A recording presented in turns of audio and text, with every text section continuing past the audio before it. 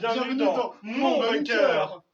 Les coraux sont des cnidaires sous forme de polypes qui possèdent un squelette en calcaire et qui sont en symbiose avec des zooxanthelles, les micro-algues colorées. C'est joli. Ouais. Et les coraux sont carnivores, très important. Le corail fait partie intégrante de la biodiversité de la planète.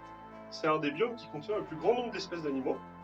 La colonie de cnidaires la plus connue, c'est la Grande Barrière de Corail. Celle-ci fait 2300 km de long pour 344 400 km². Oui, c'est une grosse bête.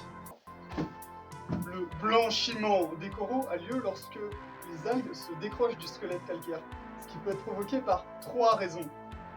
Les bactéries et les virus, qui est une raison naturelle, la hausse des températures de l'eau, qui peut être naturelle, mais plus 1 degré depuis le début de la révolution industrielle, et la troisième, la présence de polluants dans l'environnement.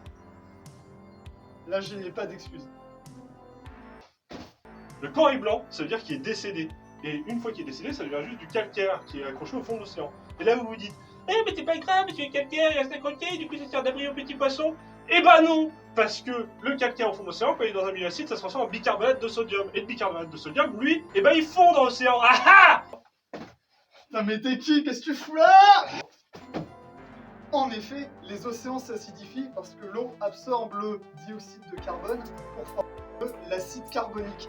Et cet acide carbonique, en relation avec le calcaire, donne du bicarbonate de calcium, qui lui est soluble dans l'eau. Donc, la Grande Barrière de Corail, elle fond, et oui, depuis 30 ans, elle a perdu 50% de sa taille, avec notamment deux grands événements de diminution en 1998 et en 2002.